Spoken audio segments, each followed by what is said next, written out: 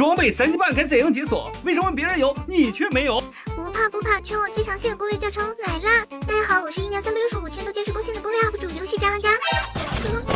干嘛？这里老宅先提前说明一下，本期视频投入不菲，整整1个648才得出了想要结果。测试期间更是踩坑无数，所以不求大家一键3连，能给个免费赞提高一下人气，老宅这里也是不胜感激。那么闲话先到这里，咱们马上进入本期的主题吧。想要激活装备的3级半，必须先要搞清楚咱们 SS0 赛季的装备等级设定。点击任何一个地图，下方便会出现当前地图掉落的装备等级。如果装备低于60级，那么就只会携带1个级半。此类装备切记不要有任何的投资，因为当前赛季装备的等级是固定的，无法提升，这和之前的赛季完全不一样。大家切记，不要将有限的资源浪费在60级以下的装备上。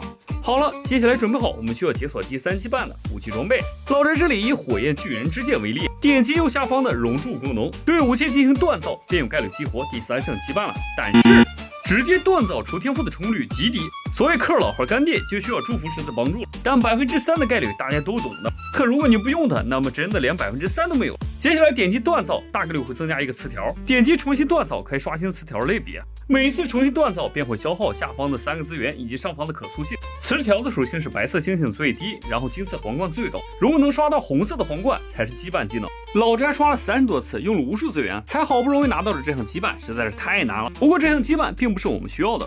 点确认后，我们可以重置一下，点击右侧的循环图标，使用风化熔铸石和之前的3种资源进行重铸。也就是说，想要锻造一把成品装，每一步都需要海量的资源。如果老宅不氪又运气不好，那么一把3级半装备也拿不到。好了，刷到了锁定目标羁绊，这是我需要的，但是可塑性不够了。这里低级可塑卷最多只能用3张，而中级可塑卷只能用4张。高级可塑卷虽然无限，但它却特别稀有，普通玩家很难负担得起。接下来老宅只要把他的7个词条全部凑齐，就算是毕业了。因为全刷高阶词条，老宅根本养不起，就直接这么用吧。那么锻造装备的第1个步骤也就结束了，接下来该进入第2步了。如果你的装备和老宅一样，词条出错了，并且一直没有出羁绊，而且可塑性兑换券也没有了，那么可以直接给它回炉。但是回炉用的道具也极其稀有，所以老宅建议大家不要回炉，还不如重新去刷一个，因为投资成本太高了。而装备洗练只能直接洗装备自带的2项天赋，词条的重铸只能洗1条，固定后便无法更改，所以大家千万不要点错了。关于如何打造毕业装备的流程，基本也就这些了。如果屏前的你没有在视频中找到你需要的答案，那么可以在下方讨论区留言，老宅可以额外再为你解答。那么本期内容就先到这里吧，我这里预祝大家欧气爆棚，咱们下期再见。